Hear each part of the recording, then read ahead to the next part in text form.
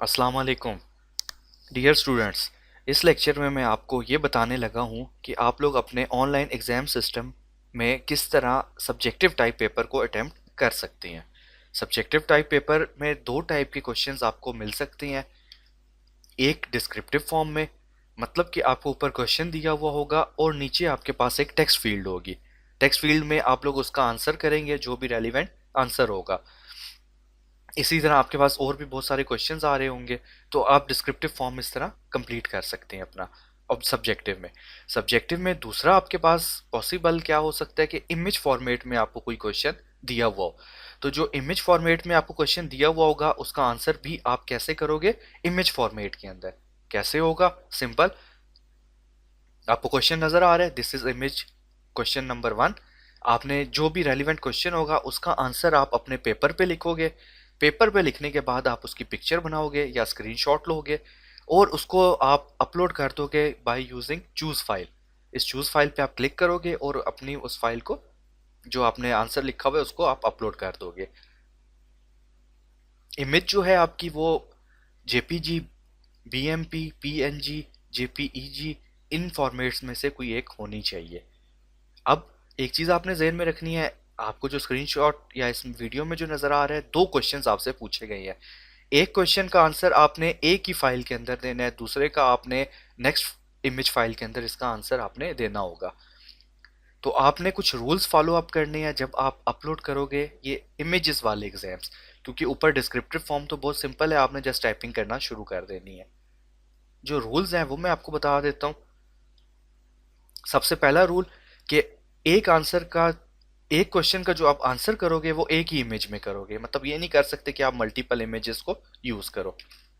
Second number पे आपको मैंने बता दिया जेपीजी, बीएमपी, पीएनजी ये फॉर्मेट्स आपके पास सपोर्टेड होंगे। तीसरे नंबर पे आपने कोशिश ये करनी है कि आपने जब पिक्चर खींची तो अक्सर उसमें क्या होता है कि नीचे वाइट स्पेसेस एक्स्ट्रा आ जाते हैं आपके पास साइडों पे। तो आपने उस इमेज को क्रॉप कर देना है। क्रॉप इस लिहाज से करोगे कि जो आपका रेलिवेंट मटेरियल है सिर्फ वो नज़र आना चाहिए, बाकी आपके पास एक्स्ट्रा स्पेसेस ख़त्म हो जाएं। आप उसको क्रॉप कर दोगे। मोबाइल में भी ये फीचर होता है, अगर आप विंडोज चला रहे होंगे तो उसमें पेंट में आप कर देंगे।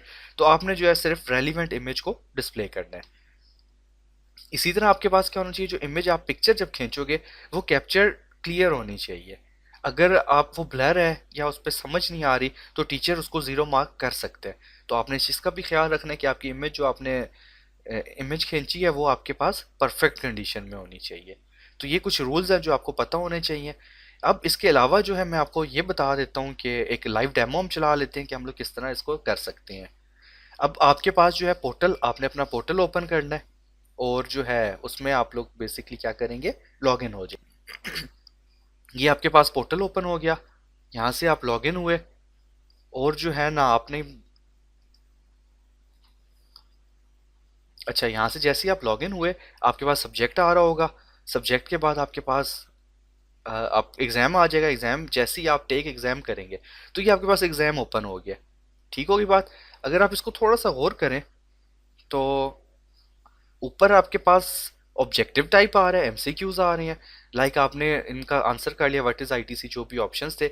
सेकंड नंबर पे आपके पास जो आ रहा है सब्जेक्टिव में, वो क्या आ रहा है, सब्जेक्टिव में आपके पास आ रहा है डिस्क्रिप्टिव फॉर्म। मतलब आपने यहाँ पे आंसर देना है, for example computer software is instructions, set of instructions, और आगे आपने डिटेल अपनी दे दी जो आपने आंसर करना था। ठीक है, 10 नंबर का था तो उसके लिहाज से आपने यहाँ पे आंसर कर दिया। ठीक है, इसी तरह आपके पास क्या होगा, दिस इज इमेज क्वेश्चन 1, जैसा कि आपको पहले मैंने बताया ये क्वेश्चन आपसे पूछा गया है। अब आप यहाँ पे क्या करोगे, अपना आंसर आपने इसका लिखा कागज पे, पिक्चर उसकी बनाई और उसको कंप्यूटर में ले गए या मोबाइल से डायरेक्ट अगर आप पोर्टल चला रहे हो तो अपलोड कर दिए। ठीक है, तो आपने क्या किया, यहाँ से चूज फाइल किया। सपोज कर लेते हैं हम लोग, हम कहते हैं कि मेरे पास जो है ना आंसर 1 था इसका।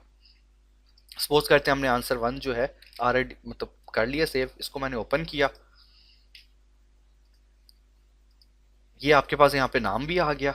इसी तरह मैं क्या करता हूँ, दूसरा क्वेश्चन था, इसको मैंने पेपर पे अटेम्प्ट किया और साथ ही चूज फाइल किया। सपोज कर लेते हैं A2 इसका आंसर था। ठीक है, ये आपने आंसर कर लिया और आपने सबमिट का बटन दबा देना है।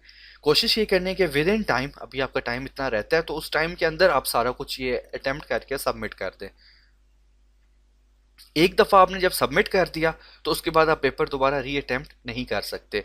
तो इस चीज़ को आपने ज़रा देखना है कि इंश्योर करना है कि आपने सारे क्वेश्चंस के आंसर कर लिए हैं, अटेम्प्ट किए हुए हैं। और आप फिर क्या करेंगे, सिंपल सबमिट करेंगे तो फ़ौरन ही आपको आपकी एमसीक्यूज़ का रिकॉर्ड शो हो जाएगा। ये एमसीक्यूज़ का आपका रिकॉर्ड डिस्प्ले हो गया है। जो बाकी रिकॉर्ड्स आपके होंगे जो आपने सब्जेक्टिव टाइप दिया हुआ है, जैसे ही वो पेपर चेक हो जाएगा आपको ग्रुप में बता दिया जाएगा। फिर आप जब अपना रिजल्ट देखेंगे तो वो आपका अपडेटेड रिजल्ट आ चुका होगा। तो ये आपके पास तरीक़ेकार है पेपर अटेम्प्ट करने का। तो जब भी आपने सब्जेक्टिव पेपर अटेम्प्ट करना है, पेपर शुरू होने से पहले आप अपने पास पेपर्स एक्स्ट्रा रख लें, पेन रख लें, क्योंकि क्वेश्चंस आप नहीं पर कंफर्म होता कितने हैं। तो हर क्वेश्चन का आंसर आपने एक पेपर पे देख के उसकी पिक्चर बना के ये सारा प्रोसीजर करना होगा। Thank you.